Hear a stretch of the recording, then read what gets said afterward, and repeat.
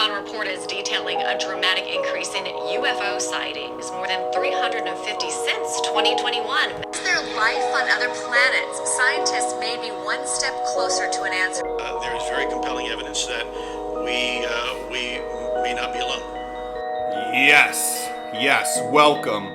We are here. Occam's razor be damned. We are here to talk tic-tac, saucers, and spheres. Break out your cigars. At the end of each episode, Ronnie talks about stars, okay? In this episode, talking about Mars. Oh my God. Yeah. Did you like that intro, Ronnie? That's actually very incredible. Thank you. How long did it take you to come up with that? Not very long. Really? At all. Look at that beautiful And those amount are of all, work. yes, you like that. All right, well, we are excited to be here. We are still going to basically be trying to figure out, exactly from episode to episode what the topics are. We have a lot already kind of on the back burner that we can do. But I think, Ronnie, you tell me if I'm wrong, but I think that the most important thing to both of us that would be very cool is if fans would, people would comment in the comments something they want us to talk about. If people yeah. Whether they want stuff for us to talk about or whether just to share your own stories. Yes, if they want to reach out, we'll get you on here, dude. And Hector, we'll even put the email down in the description. So if you have like really long stories and you really, really want to get in touch with us, just shoot it over to our email. We'll shoot it to the email. We'll even in the comments, even too, guys, okay? Even there, like, you want to reach out to us and be a part of this. We're a podcast that's blasting off, okay? Yeah, we're here as a family. That's it. All right, so on today's episode, basically, I'm going to start off and talk about a few different things. Ronnie's got something to touch on. Basically, the gist of this podcast is we're both going to get involved in each other's topics because we're both very interested in each other's topics. Ronnie's going to be mainly talking more about actual, scientific discovery, NASA, SpaceX with Elon Musk, things that, about the universe that he's quite well versed on, and me, as an absolute fanatic. I wouldn't say quite well versed. Well, listen, I would, and me as an absolute fanatic about aliens. I'm gonna try to dial in on a fair ground, meeting in the middle. As I've researched these topics, I mean, man, mostly all these topics. I'm pretty deep into this subject, and what I've grown to do is starting off just liking hearing anything about aliens, right? Anything will do, just because I love the subject and I want to believe. I feel like it's not just me, it's probably most people. If you continue watching, reading on this subject, eventually after so many years, and getting burnt out on the same things being rewatched and delivered to you, you'll kind of, I feel like, take the road that I did, where you want to hear both sides. Then you'll look up debunking stuff. And what'll get really interesting to kind of fire you back up for the passion of the subject is that a lot of the debunking stuff, some will actually make a lot of sense to you on certain, incidences, let's say, where they can debunk them. And if you're not just super stubborn, you'll say, okay, you know what, that makes sense. But the really interesting stuff will get down to when they try to debunk things and you come away from it going, that sounds crazier than the alien story of it. Because debunking can get, some people do it very well, but some people who are professional skeptics, anybody who's a professional skeptic, I've found, it's not a great line of work. It's just as you can throw as many rocks at their glass house as you can at people who are fanatics about aliens and believe everything. Because if you go down a road of just disbelief all the time, you're looking for a way, even when it's hard, you're looking for a way to debunk something. So I think natural debunking, when somebody sees something, goes, I know what that is. That's the best way. But professional skeptics, I really wouldn't listen to them. That's fair. You can get into delusion quite fast. Yeah, that is very fair. People will try to find any and every reason to be like, nope, that's not right. And so basically, I'm going to try to give you guys like a middle ground as much as I can on each episode. I think I did a pretty good job on this one. So without further ado, let's jump right in here. So we're going to talk about the Tic Tac incident today, and the debunking attempts on it. Now, for people who don't know, what exactly is a Tic Tac? So this is what I was going to say. I would assume that most people are going to listen to this if they like aliens. They're very well versed on this subject. But for those of you who don't know, basically the Tic Tac itself was like a UFO, if you will. Now they call them UAPs. And this event itself, which is one of 3 different videos that was released with backing by the government and saying, we're starting a UFO program.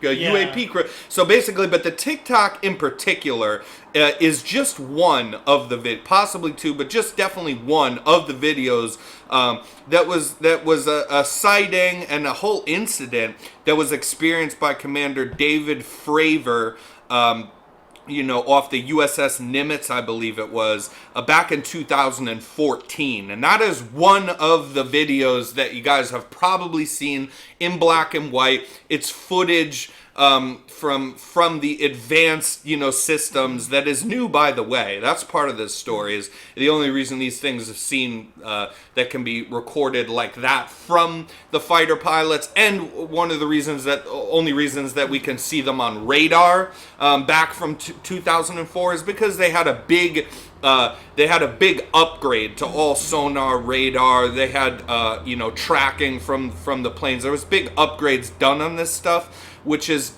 that is why possibly they have been there before, but this really started firing off in 2004. The videos came out many years after that, but they're held. They're held for a while, and basically the reason they're held is always the same. It is because the government literally, and this isn't getting into any sort of conspiratorial stuff. This is facts. They hold these videos because they don't jump to the conclusion that these are aliens. They hold these videos because they want to know first and foremost so if this isn't ours and we don't know what it is, and we can call it, we're the military. We're the fucking military. We're not citizens. So if we're sending our Roddy's laughing, but it's true. If we're sending our aircrafts off the aircraft to investigate these fucking things, and we're having our radar people operating at their station saying, yep, we're having all sorts of crazy blips, go check this one out, and then you can get eyewitness testimony. Oh, so it was discovered on radar. That's one factor of authentication, whatever the fuck. Authenticity. Yes, thank you, Roddy. Help me out here. I got you on the words, buddy. It's okay. and then we send the pilots out and they see them with their eyes. That's a second factor right there. And then we can track them off of the, so from the radar, from eyewitness, and you can track them from the plane as well. So there's a bunch of different levels to seeing that this is something. It's a solid mass. It's not a bird. It's not a plane, and it's not fucking Superman, Roddy. Can we count that out? All right. So basically, we're gonna talk about these infamous incidents, not just this one, but that Tic Tac incident was, that incident took place with Commander David Fravor in 2004. Shortly after that, we get corroboration from another pilot. I believe it was his co-pilot or another pilot in the plane next to him that was with him at the time. She did not want to come out originally. When he did, he stated that of course there are other pilots, but I'm not going to name them, but it is of their choice if they want to come out and talk about this. He told people, some people take this, he said, I took this as just, what is this? This is weird, but there's things out here that's interesting. But he said that some people, like this woman who came out, that was with him, are scared. Because not only do they have their beliefs shaken that they see something they can't believe, but also even if they don't think it's aliens, they're a little angry that they come back and find out the radar people and their higher ups have said, oh, we've seen these blips out here for years now, and didn't tell them about it when they're out there for training purposes originally, and not told that there's things in the sky. The reason that these UAP programs of this generation are out now is mainly the reason they could be funded through the government is literally because they say there's things out there that we don't know what they are. They show up, they come and go, and we've had a few different near collisions. And so that is the reason it can be funded. It doesn't have to be aliens, but we've come out with these programs on UAPs because our pilots are sometimes almost nearly running into them, and that is a hazard, and that is something real that can be grounded, that the government and military officials can understand and put their hands on and say, that's worth solving.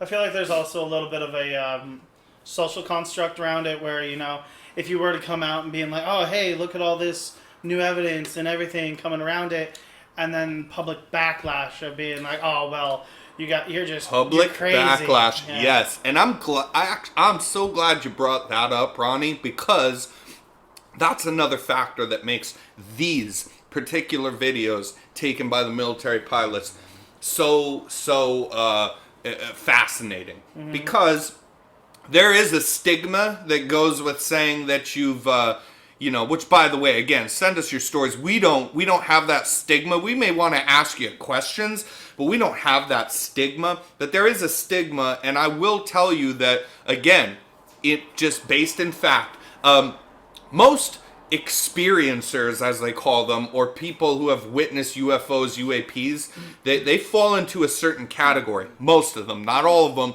but most of them. They fall into a category where they don't have much of a social life. They either have hardcore family problems or a lack of family around them.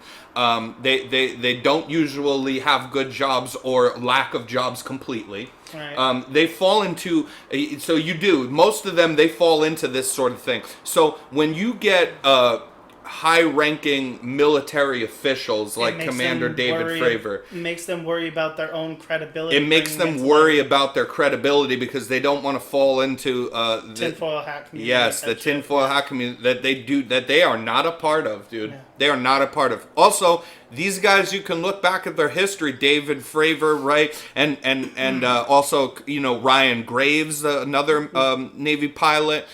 You can look back in their history and they don't have any they have a great military history. They have great family around them. They have never been involved or said anything about any sort of conspiratorial issues whatsoever. Never mind, they have never once before these days said that I've seen UFOs. Mm-hmm. Never known for that. So they're scared of doing it because of that, but some of these people have come out. But on the other side of it, these people don't fall into that category. So that alone makes, as far as their eyewitness testimony, hands down makes them more credible right off the bat. Right off the bat. And so basically you had these issues going on. The Ryan Graves pilot that I mentioned, he was in a separate scenario, not involved in the Tic Tac, but involved in a separate incident that took place for years, you guys, from 2004 all the way to 2015, while flying routinely off the aircraft running test flights, running war games off the East Coast. Ryan Graves has come out after all these guys and said, yep, I seen my own things, and I seen them every fucking day. And our radar officials at our base would say that they saw them on the radar every single solitary day for 11 years that I was there. Every fucking day. It's over a decade, dude. That's pretty damn crazy. But there is a thing of like, if they are so real and everything like that and the government is hiding it, it could also be for the public because we don't know what type of alien or UAP or anything like that it could be. Well, they want to hold on. And we don't want there to be a mass hysteria. Yes. Yeah, but the reason they really hold these videos is because they don't believe that it's aliens right off. They're trained to not even think like that. They might have an open mind to that sort of thing, being as they now, after years of don't know what it is still. Yeah. But originally, the first thing that they go to is, if it's not ours, and it is a thing that is out there in the sky and we don't know what it is, we need to make sure that it is not of enemy country origin. That China or Russia has not developed advanced technology that can outfly us and outmaneuver us, and for most of these cases appear to be unmanned as well, and just play around with our aircraft, chasing them. Yeah, fair enough. That's what they want to, but they have come to, these videos were only released when they had come out with the statement that we're releasing them because they are official UAPs, because after years of investigating, we do not hold the belief, from the United States government, we do not hold the belief that there is any enemy country or any country in this world in general that holds means of that holds a flying craft without any sort of visual means of propulsion. Which, for you guys that don't know, that means that there is no engine that is blowing energy out the back to make it go forward from the front. That is our only always means of propulsion. So whether it's a car that conducts energy so the wheels go, that moves it, or it's a plane that has an engine that blows energy out the back to make it go forward, we only have bigger energy, that we put in jets. Our fastest things it's the same means of propulsion. These things are silent. A lot of times, silent, and they have no visual means of propulsion. So another thing to get really fast from these videos that I'm going to touch on as well, as far as the debunking of it, is that it helps. People say, oh, it looks blurry. But here's the deal. It's better this way because this is from our most advanced military equipment is recording this video. So I don't as much give a fuck that it's not if you came out, we see lots of actually crystal clear images. They're less believable because you can manufacture that through Photoshop, through all these things. So what is more important is that these videos, they hold on to the sides of them how far away the object is. They determine how far away it is. They determine how fast the object is going. Yeah. Also, because they're shot in red, white, or white hot, rather, they show that's a not infrared, but white hot infrared that shows that, for instance, when you see the one that's called the Go Fast video, where you see it actually over the ocean and it's moving fast, it determines how fast it's moving, which is incredibly fast. And also faster than any aircraft we have on Earth right now. And this, to me, is the most important thing of all. It's white. Shot in white hot, which means that it's white over the darkened surface of the ocean. And what that means is that it's colder than the surface of the ocean. So there is no engine. There is no engine in it. There is nothing getting hot in it. It is not a bird because it wouldn't be white over the it's fair. Colder than the surface of the ocean. Oh, that's fair, yeah. I wanted to circle back on you were saying something about whether or not like other militaries have advanced technology and whatnot. I read an article recently. I don't know how true it is, thing like that, but it was all about the new Space Force that we have. Yes. And the upcoming possible threats from other countries that have been shooting more and more into space. Yes. And how we are supposedly trying to prepare for any more kind of spatial threats. That's the reason the Space Force was invented, right? Is only because it sounded silly, but until they're like, at first. other countries are already doing it. We have launched so much into our space at this point that, I mean, it's going to get hard to determine what is ours and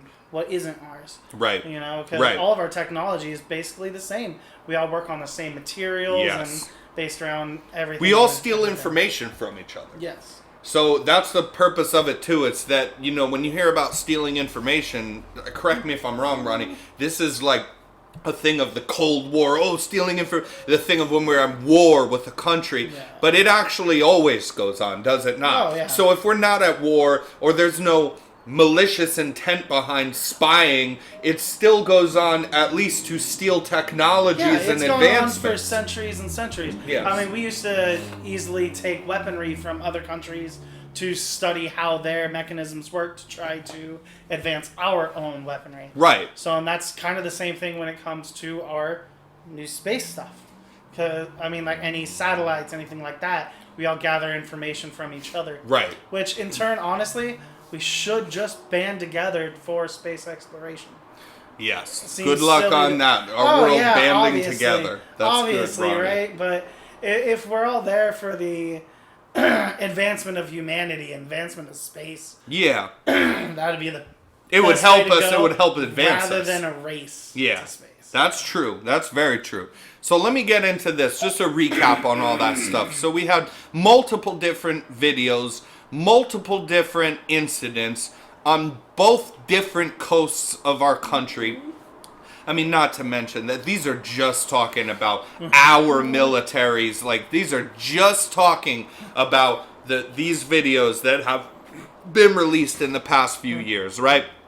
Multiple. So we have the Commander David Fravor in 2004. We have and his co-pilot and the woman that came out corroborated his story. We have the pilot Ryan Graves flying off the opposite coast on the East Coast that seen these things every goddamn day. Radar confirms it as well. They have given us multiple different videos. The Tic Tac video, the Go Fast video. I forget what the other one's called, but it's rotating while it's flying straight and just rotating on its axis constantly. We have all of these different videos, and there has been some debunking attempts on these videos. Yeah, Ronnie. Okay, so that's what I want to talk about now to give you the other side, and I have some good stuff for you guys. Okay, so bear with me, because one guy who has surprisingly a popular opinion here. I'm going to shit all over that guy for a second. Is that okay with you, Ronnie? I'm going to take a big fat dump on this guy. Okay? And then there is another guy that seems to be very, very smart that has said some eye-opening things. And also, even better, I'm pretty sure that a lot of you guys out there actually haven't heard this guy. And he had, because unfortunately it's the less popular opinion, this guy makes sense of a lot of this stuff. Not all of it, but a lot of this stuff. So the first guy that I'm going to talk about is a guy I'm going to take a big fat deuce on. And his name is Mick West. Okay? So Mick West's debunking attempts. First off, what's Mick West's back? Well, if you just got here, welcome to Two Guys, One Mic. Right? We're just talking. Okay. So Mick West, you want to know his fucking background? He's a video game. He makes video games. That's all he does. That's it. He makes video games. He came out with the debunking of the military pilots' eyewitness accounts and military footage. Hey, he must have ran it through his algorithm. Yeah, and do you want to know what this fucking cuck said? Do you? You want to know what this guy said? He said that he gave excuses for all different of these videos. So, for instance, the Go Fast video. You ready for this? The Go Fast is the one where it's flying incredibly fast over the surface of the ocean. And remember, guys, what we brought up before. It's white, so it's colder than the surface of the ocean. And that's just using facts about how the fucking footage works. This guy says it's a bird. Which wouldn't be white, because a bird's not colder than the surface of the fucking ocean. It must be a seagull. Or a dove. And it's not going that fucking fast, okay? And it's not going to be dead and flying that fast, so it's colder than the surface of the ocean. Threw it really hard. Unbelievable. This guy, dude, that's not a good debunk. That's just not. That is a shame, right? Let's be honest. That's a fucking shame, and that's coming from a guy who's going to actually, after this, give you some good debunking of those videos, of some of those videos. That's a shit take. Then he goes, well, Yeah, it could be a bird, or how about the old? Let's revert back to the old school. This is another one. This is all he offered, by the way, and it's got millions of views all over it. And say, this is the only other one he offered. A balloon. It's going because of the wind, so that's why it would be colder. He mentions this son of a bitch mentions that it's cold, that he knows it's colder than the surface of the ocean, Ronnie, after he says the bird thing, which debunks his own bird debunking, because he's aware that it's master debunker. And it's colder than the surface of the ocean. But he goes, well, in that case, a balloon. And a balloon is not going that fast. Now, here's another thing about how fast it's going. You know how we got this off the blurry images. Why can't they be clear? This video comes with a lot of data on it. That's what military equipment does. How far away is it? How fast is it going? Where did it come from? Where is it heading? How cold or hot is it? Is it manned or unmanned? We get a lot of data that you wouldn't get from a video. So this guy talks about how he thinks that these trained, high level, not trained as in they're trained to go up and they're being trained in planes. These are the guys that train other people to fly the planes, like, because they're commanders, right? So they're the best of the best. And so this guy thinks that those people don't know how, with their military equipment, you guys, that they don't know how far away it is. Look to your right, sir. It's there in the data playing on the video to your right. It tells you how far away it is. He goes, well, listen, it could just be a plane even. But they think that it's closer than it is, but really it's farther. It tells them how far away it is. That's so dumb. That's dumb. And then the balloon thing. Have you guys watched? I'm assuming you guys watch these videos. You know, even Ronnie has not watched these videos that much. But you, good sir, how many times you watch these videos? Twice or something? Maybe. Like that? You probably remember the most infamous thing being said by the pilots of all. It's going, look at that thing. It's going against the wind. The wind is 120 knots. Balloons don't go against the wind. Yeah. So this guy can It's a propulsion balloon. Yeah, so this guy can just straight get fucked. My lord. Okay, this Mick West guy can just eat a bunch of shit. Yeah. And also, here's the last thing I'm going to say on that. This is fascinating as well. Now, this is more of a looking deeper inside about this stuff. But the radar, the people that control on the radar, before they sent the pilots out to check these things out, they said that these fucking things, whatever they were, they dropped from outer space, outside our atmosphere, to just a couple 100 feet above sea level in less than 1 second. And then stopped a couple 100 feet above sea level, dude, and then started moving a lot. So there's something that you're gonna want to hold on to in talking about all of this stuff. Now, really fast, let me tell you about a guy, Ronnie, that seems very smart. That I feel like this is more what I'm actually bringing to this first podcast in telling you guys about, because I am of the belief that not all of you, some of you do, but a lot of you probably have not heard of this guy. His name is Jeremy Reyes. I almost thought you were going to say Bob Lazar. No, because a lot of people heard about Bob Lazar. Jeremy Reyes, and what he does is he does what more or less, he does this in a lot more professional manner than I am doing, but he does what I'd like to do, where he is fascinated by this subject, and he is open to the belief that that these can be real, but he debunks what he can, out of it. Trying to be very fair, even leaning hard more towards the debunking side, because he's a very smart individual who doesn't just say, it's a fucking regular balloon that some kid let go, or it's a bird that's dead, so that's somebody why it's cold, but it's flying. It's somebody that actually does the research and a lot of really research, and delves this into is a very smart guy. So yeah. That other guy, Mick West, can eat shit. I'm not also, on top of all that stuff I mentioned, not willing to throw out the eyewitness testimony of countless different high-ranking military officials. Okay? But here's a true smart guy, and this might a little bit, but keep an open mind, man, because this guy, I want to believe too, but this guy is just a little bit inspiring in how smart he seems to be, but this might break some hearts out there. So Jeremy Reyes explains, for instance, the one of those 3 videos, because he takes these videos separately, as it should be done. They are not even all the same object, apparently. So he's taking these videos separately, and he explains one that I really kind of like, and explains the cube inside of a sphere. Have you seen that one, Ron? I have. You've sent pictures of it. So it's looks like a black box, like a cube kind of deal, inside of a translucent sphere.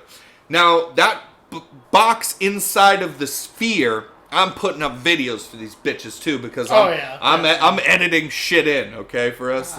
So, but this box inside of the sphere type deal is the one, as a matter of fact, that fighter pilots have run into a lot of times. No, that's not it. That's not Just it.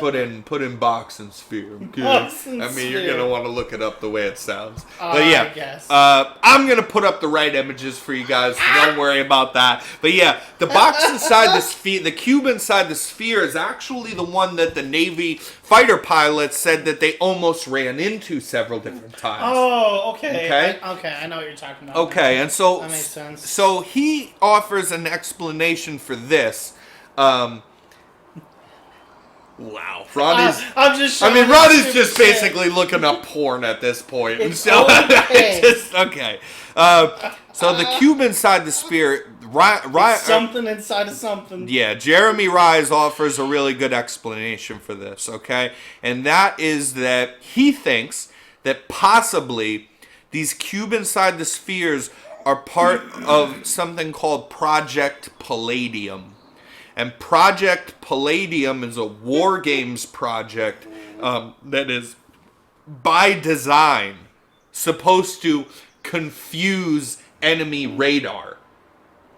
And what Project Palladium is that you would have buoys in the ocean that would inflate, not invisible, but translucent balloons that hold inside of it, right, not actually a cube, but an octahedron. And an octahedron, if you look that up, it looks a lot like a cube, because it's barely different. It just has a little more shapes coming out of it, but when you push it farther back, it looks just like a box. That's fair. With just different points on it. And that is inside of the translucent balloon, in which the buoys that sit there can inflate the balloon around them. And what the octahedron does is that it is sending out jamming radar signals. So it tries to jam them, but if it is spotted by the radar, after the buoy inflates the balloon with it in it, and it sends it up into the sky, it pings the radar. Okay. Remember, it's a war games project that is designed to confuse enemy. So it pings the radar, right? And then the radar says, there's something over here, and at any given point, the buoy then can communicate with it to blow up the balloon. It's gone. It serves as a distraction. But listen, it's not just a distraction. Yeah. What you do is you have many different buoys. Yeah. So when these guys and these pilots say, I went to go search for it then it just boom disappeared, and 60 or 100 miles away it met me at my cap point, which I didn't even know what the cap point isn't disclosed to us, our meetup point, but it was there somehow. You know, Jeremy Reyes explains that these things operate where you'd have many different buoys that could inflate one, send it up, it pings the radar, let's go over and look at it, I see it, it's a thing in the sky, then boom, it dissipates, and a different buoy far away can send up another one, but never both at the same, so it would appear on the radar as if this one thing was there, and then in some sort of jump maneuver, almost transports instantly to another place that is 60 miles away in the ocean, and it confuses. So that's a way better explanation than fucking Mick West. Okay, you guys. So this guy's name again is Jeremy Reyes, and a lot of this information, you know, that I've read up on here was he did on a podcast called Concrete Podcast, spelled with a K, and you should go watch that because that holds a lot of great info inside of it. So that was his thing, is that it'd be a balloon to confuse enemy radar. He also says that there is, as far as the video where you can see a UAP flying fast over the surface of the ocean and then it dips down into the ocean, you know, he says that there's already a lot of technology for air to sea and back to air missiles. And he cites this kind of technology that has been around for many years already. So that would be at least some sort of something doable towards an explanation of this, and that they would be testing these things. And they would be testing them to see how they work, to see if they work good with confusing the radar, you know, as far as the balloons in Project Palladium go, that they'd be testing these things. However, you know, Ryan Graves was told about this kind of debunking, and Ryan Graves actually gives a lot of credit to this guy and says that is all very possible, and I'm not even going to say that that's not what I saw for sure, but I'm going to tell you that it wouldn't make sense due to the fact that, for one, he was flying off the coast of North Carolina, which is the northeast coast with New York, Philadelphia, the Carolina, Pennsylvania, is literally in the tri-state area there, is literally the most air traffic by a long shot in all of the country. So they wouldn't run test programs there. Not to mention, it's not only like that, what you just said, but it's one of the main information hubs around the U.S. Yeah, but they wouldn't run a project like that there to test it. He also says that they wouldn't run any military test projects that weren't being run by military, by them. You wouldn't have an outside contractor run tests on military officials. Yeah. And also he says that a lot of these tests are conducted in war games and so on and so with us, and he said I've been a part of a lot of them. Yeah. But they are not they're conducted to test something. And it doesn't take over a decade to run the same tests on something, especially when the entire time and to this day we can't figure it out. It works. It works. Stop running the tests. Those cost a lot of money, right? They wouldn't run those. Yeah, it just works. Yeah, they wouldn't run those for that long, he says. And again, Jeremy Reyes says that makes sense to me. That makes sense. So these are two, you know, smart guys talking to each other about this stuff, but I felt like here I gave you some bad debunks of this and what not to believe for sure, and keep your hope alive. And I thought that I offered you some good stuff through shout out to Jeremy Reyes, who really, I mean, he said a lot of other, I've read up a lot of other stuff on this guy that I didn't write down today, that just, he's very, so he knows about strange technology. That's his thing.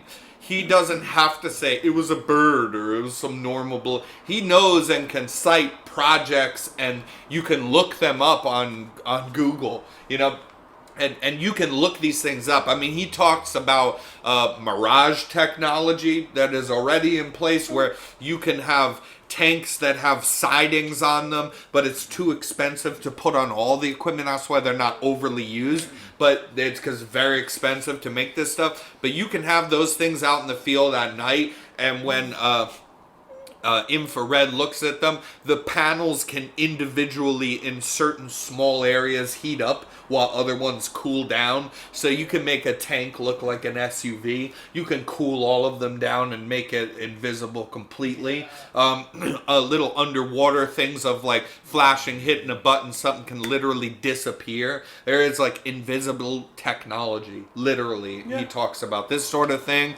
So yeah, that was pretty much what I got. And also just to touch on before I let Ronnie talk here, we had a UFO Senate UFO Senate hearing this past week to discuss Arrow and Dr. Kirkpatrick. That turned out to them saying that a lot of these things have been explained away, but some of them in a gist still cannot be explained away. What is Arrow?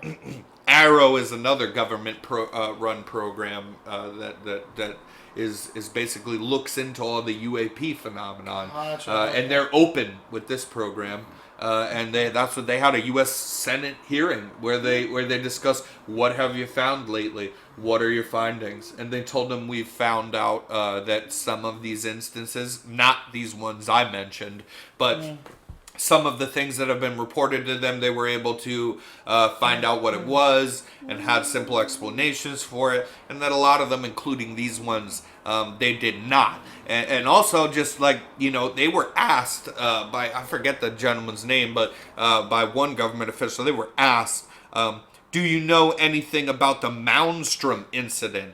And Arrow and Dr. Kirkpatrick and with Arrow and said no, and we don't. That was actually I'm sorry, not even at this one, but that was at the last one. They were asked. So my point is there's things that they are not even looking into. So like he was asked in the last meeting, do we know about Malmstrom the incident? Have you looked into that? And he goes, I am not aware of that. And the government official says, well, that's an incident where one of our biggest nuclear facilities holding our nuclear missiles was completely remotely shut down whilst there was a glowing, hovering orb spotted overhead that shut our missiles down. Oh. Have you looked into that? He said, no, I have not. We have to be asked to look into something before we... And the guy goes... I am asking you to do so. Yeah. First off, I don't think you need to be asked to look into something that regards nuclear shit. Well, they need to be told by the government to do it. The guy says, I'm telling you to do it. So I thought that was pretty awesome. That's a boss move. I thought that was pretty... Do it. Pretty fucking awesome. And now we're going to get into Ronnie's segment. He has some really great stuff talking about Mars here. So with no further ado, he is an ex-military pilot himself. He has worked at NASA. Absolutely not. His name is Ronnie, and he is going to tell us about Mars. Yeah, I'm none of that. I work at a gas station. God, but okay. All right, 2 guys, 1 mic. I mostly just do a little research through like SpaceX and NASA and kind of reading a little bit more news articles and everything. And the most recent ones I have found have been about the new seismic activity that's come across on Mars due to whether it's been like what they call Mars quakes, which is just stress fractures due to heat on the planet, or also meteoric impacts on the planet. This has actually given us so much more opportunity to look deeper into Mars and actually see its core and figure out the makeup of it, which, unlike Earth's core, which is an iron-nickel alloy that's both solid and liquid, Mars has a completely liquid iron core, which does make things a little bit more difficult for us as we do try to not terraform, that's not the right word, but bring humanity there to survive. Now, going through all of that kind of stuff like that, Mars doesn't have the tectonic plates, so we don't get that information often. What's tectonic plates exactly? Tectonic plates are what causes the earthquakes on Earth. So when when the plates shift. Correct. That's what. Okay. Correct, yeah. So when they shift. But since Mars doesn't have that, we really have to rely on either rock formations breaking to cause any kind of actual seismic activity.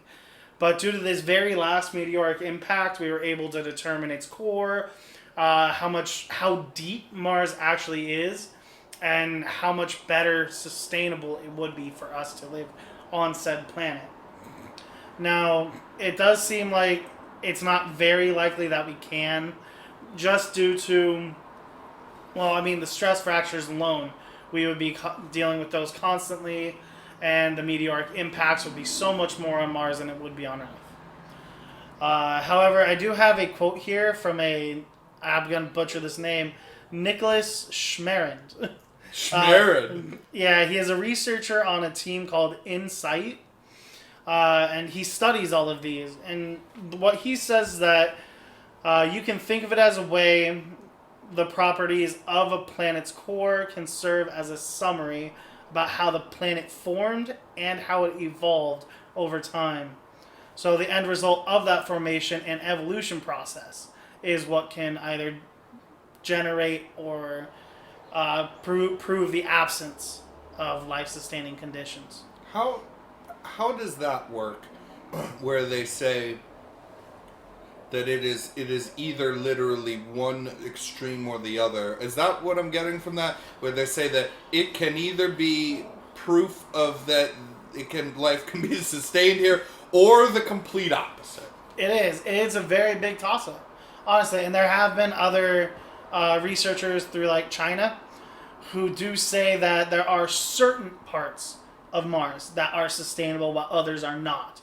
So they right now, you mean? Because I've heard, the atmosphere is a lot different back, but right they now don't have there's an atmosphere. Well, sorry, but that it was sustained life maybe possibly so long ago. But you're talking about right now. China is saying that certain parts. This is another newer article. I don't have the names on them, but I'd like to hear you try to pronounce the Chinese doctors' names. If that's fair.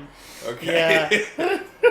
But they were more talking about how Mars once had an Earth-like climate and ocean flowing across, and now that since it has frozen or gone pretty much under Mars's crust, it makes it so much harder, but you can still see the rivets in the planet where the either rivers or oceans used to be. Water flowed at one point, yeah. Correct, yeah.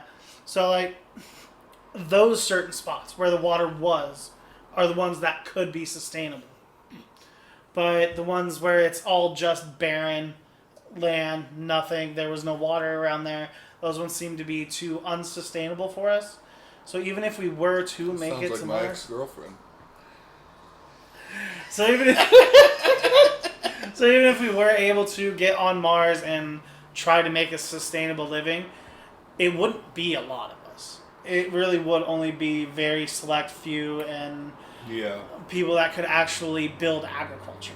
Because that is the biggest part of getting onto Mars. Sustainability in general. But otherwise, I mean, the core is really cool. I like the fact that it is completely different than Earth's. Mars is a lot smaller than us.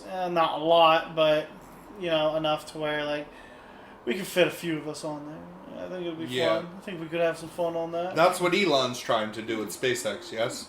It is, yes. A lot of his missions have failed, but that also is due to the fact that we have so much space junk right now orbiting Earth since we've put out so many satellites. Right. That it's so much harder to get the algorithms and math to send rockets back out up there. You know, people try to think that like, oh, you can't leave Earth. The Earth is flat. All this kind of stuff. That's why the rockets don't go. But it really is a mathematical... I will say this. We don't appeal to flat earthers here. We're down for all the alien talk that you got. Yes. But we're not appealing There's no Crystallis. We're not doing that sort of podcast. Yeah, not at all, dude. But it is fascinating to think about, honestly. Did his rockets blow up because of space junk leaving the atmosphere? Or No. did they blew up because he's trying to... I don't know. I mean... It's also, honest to God, if you know about this, I would love to hear it. But I know his rockets blew up, and I know that in general, it's because he can easily make the rockets that NASA does that have proven to work. But his are trying to go farther, yes? And so they're more complicated, right? So much more complicated. But a lot of failed like rocket ship stuff has to do with very small engineering problems or fueling problems. Anything like that, you know. So like, if you're going up into space or trying to get up into there, and you know, just one little bolt fucks up on your ship, the whole thing will just tear apart. Yeah. You know. So and it's like how NASA, like a lot of their shit had exploded as well, but they got a working method, and then they just follow it. And every time they get something that they said they're not enhancing at all the way that the rockets perform. They're just sticking to the one method that they finally found that works. Yes, correct, yeah. And so he's trying a new method, and so that's why there's trial and error to it. That's exactly what I was going to say. It's going to be trial and error. Yeah. But what's really cool about the seismic activity is that we have finally actually gotten like one of the most... what's the word I'm looking for? One of the best picture that we have ever seen on Mars. Oh yeah, clearest image. Clearest, yes. And now, is it from NASA? No, maybe. I don't know. Look that up real quick. Because if it's from NASA, I bet you they colored the image. That's very fair. Yeah. They love to do that. You guys know, like, I mean, this is like NASA. If you didn't know, you know, they've done some phenomenal things. Let's be clear about that. But they have a strange... What's funny? They have a strange way Insight is NASA. It's a company within NASA. Yeah. So that image is but so I bet I you will give them credit to this. Yeah. It does not look like it was a doctored image because it does still have the bluish gray sky. And so listen, that's what I was gonna get at though. So and we'll put the image up so you guys can see this right now. But that fucking image that looks like, wow, look, it's not like a red. Look at how clear it is. I mean, maybe that's what the images always look like, you guys. They color the fucking red in there and call it the red planet. I don't know why they do that. They color in the red, and when you can go to Photoshop and click a button that takes all the distortion put into it out, and it looks like Earth. It looks like this image. But this is the clearest image. This is their attempt to stop coloring the image. Yes, Ronnie? Pretty much, yeah. I mean, honestly, they kind of got found out about it, and it was like, oh, jeez. I mean, that was just crazy. That's crazy shit. Ronnie, have you seen about the face on Mars? I did actually see about that, yeah. There was a lot of speculation whether or not it was just shadow formations, or if... not only the face on Mars, did you see This was a few years back, I think. There was an exact, perfectly square opening into a mountain. So I did see that. Yeah. There's actually a lot of images. That one was cool, actually. That one was cool. This perfectly fucking squared image into a mountainside. I was going to say, there's a lot of images about Mars. And they don't, like, some of them are reaching. You can find, there's a lot of them. So some of them, people will be like, look, it's a parrot. Yeah, or they'll be like they find, or they'll be like, oh, this fucking rock looks suspiciously like it was stacked on top of another one. Like, and that's a little reaching for my taste, but there are crazy shit. Like, so that perfectly squared entrance into the side of the mountain is one for sure. The face on Mars, you guys, is like, it's a face. Now here's the crazy shit that this is where we just get nuts with it. It's a face. You just look at it and it's a face. There's also pyramids right next to it, perfectly symmetrical.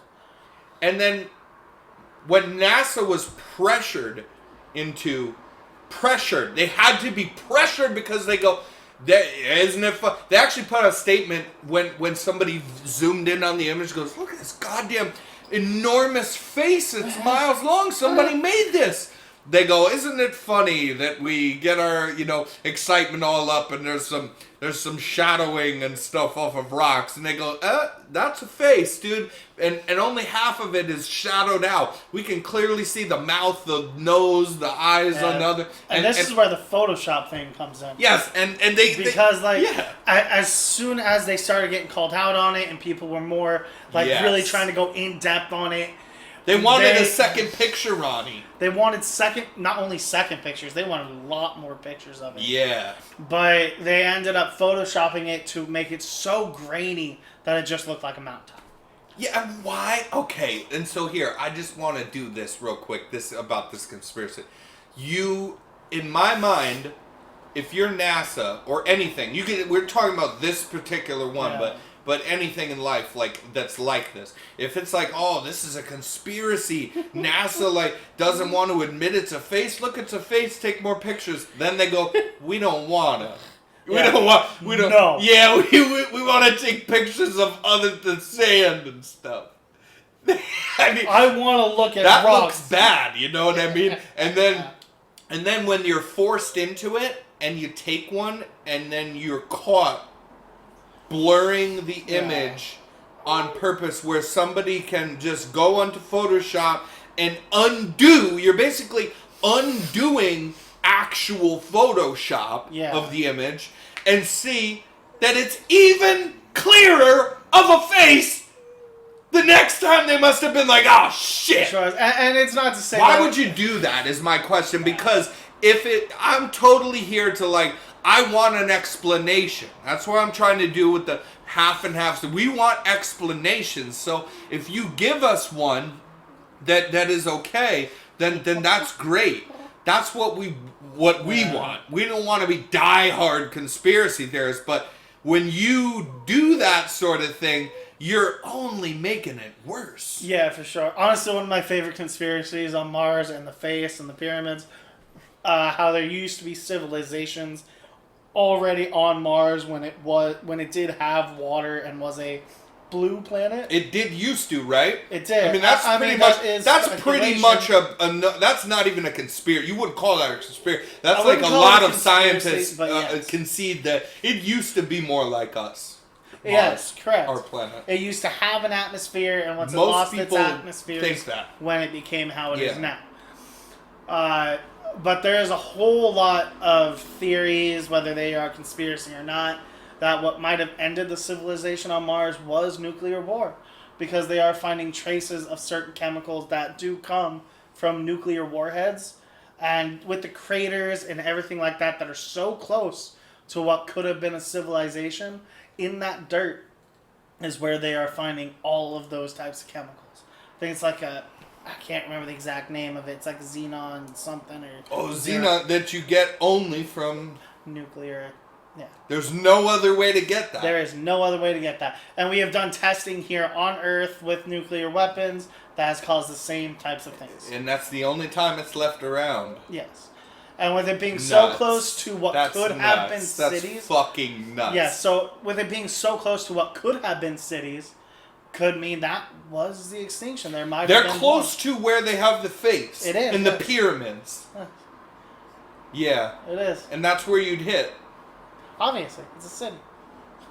But it is very fascinating to think about if there was already people on Mars and they destroyed that planet.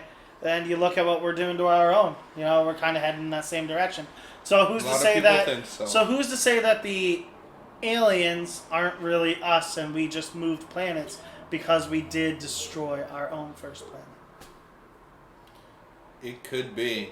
It could be, dude. I mean, it could be. I don't, like, again, I'm not ready to fall into... Oh, no, not at all. It's That's just... very interesting. It's But a here's the thing, that conspiracy, this is it's the just way a I theory, compartmentalize it. I compartmentalize it by saying, that's a good theory, but I'm not ready to fall into it. But then I go, how about in general, just that regardless of if they were us or they were wiped out, the fact that there's a face and fucking pyramids and weird shit on Mars like that, and the fact that most people think that used to be a habitable planet like ours, and the fact that when people go, is there life out there? I always think to myself, and I love to say this, I'm going to say this a lot on this podcast. Could there be life on this planet where it technically could sustain life? We already watched it happen once. It fucking happened here. We're sitting here right now. Yep. So it happens when it's possible. It happens. Yeah. And under so the right if you take circumstances. so even if they didn't, some of them escape and come here. That's a cool theory too. Even if they didn't and they're just wiped out, or even if they're I mean, the fact that there's that fucking face in those pyramids and that they found... Not to mention, since they are pyramids... There must have been something there, dude. Every civilization in our humanity on Earth has some sort of a pyramid. Like, every culture, everything. Which there is fascinating. is a certain type of a pyramid. What do you make of that? If you take a second, take a minute. We're deep in. No one's listening by now. Oh, that's fine. Let's take a minute. What do you actually make of that? Why a pyramid as a all-inclusive thing that seems to touch every culture and generation and civilization wants to build one? From a conspiracy point, it could act as a beacon. I've heard that. That's the conspiracy I've heard. Is that it's a beacon to well, try there's to something to that. Yeah. Too. Though, there's something to that. For instance, the pyramids, in Egypt, the most famous of all the pyramids. They have running electricity. No, yeah. But they do have create electrical an energy. currents. They create an energy. And not only do they create an energy, the same way they're creating an energy is due to sound. Yes. And the sound that vibrates through them, and the way that they said, oh, these are tombs. When we found them, we go, these are tombs of old pharaohs, because we found that they like to bury pharaohs in these extravagant things. We don't even know, I've heard things that are crazy, like even if you used the modern day equipment that we have now, it would take, something like 6 years to build a replica, even now, with our technology of the pyramids, that they didn't have anything but little carving tools and bullshit. Yeah, there's a conspiracy around that too, where humans supposedly were much bigger. And in hieroglyphs, everything like that, they depict very large people carrying those giant stones on their shoulders. So you should look into that too. That's actually, Giants, yes. It is a very interesting thing that they do even quote many times in the Bible and everything like that. Yeah, they do. They do that. Now, I heard Graham Hancock, to throw a name down here, Hancock.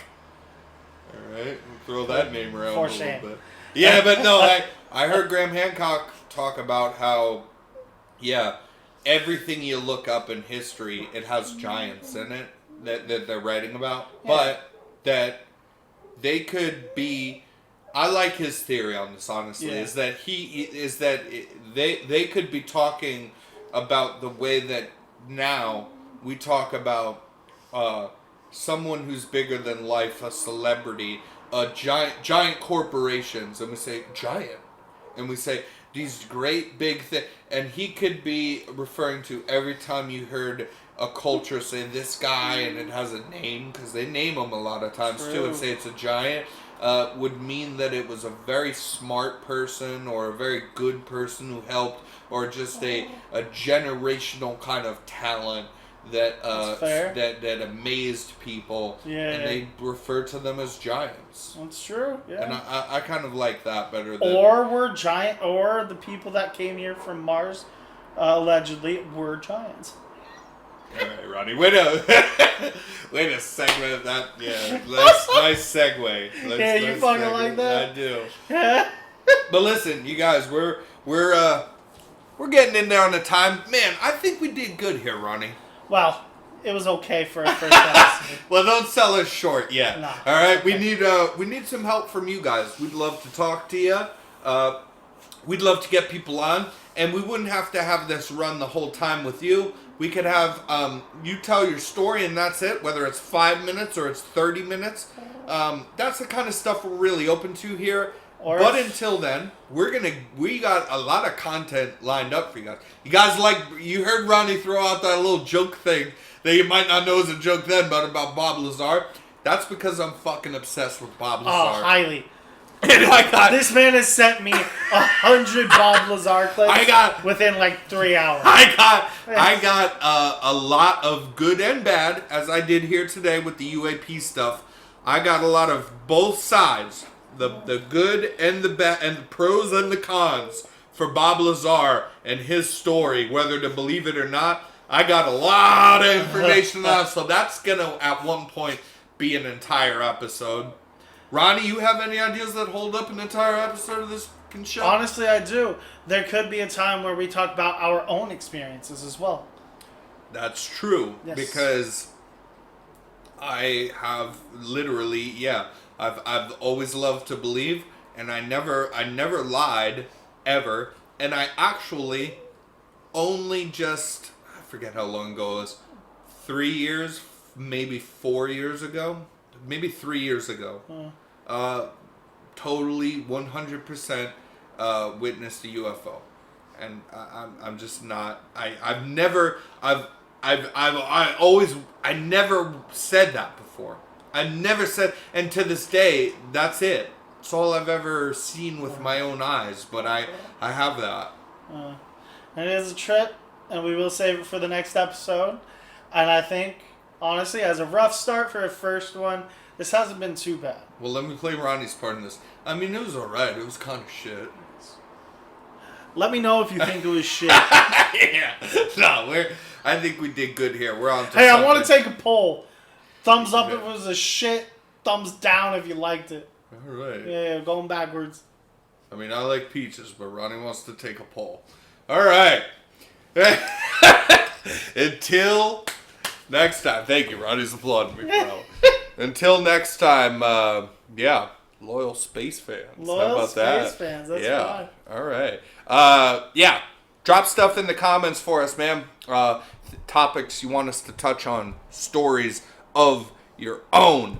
And we'll see you next time. Ronnie, you want to say anything to the people? God damn it. Nah, we love you all. We'll see you next Sunday. Definitely leave comments.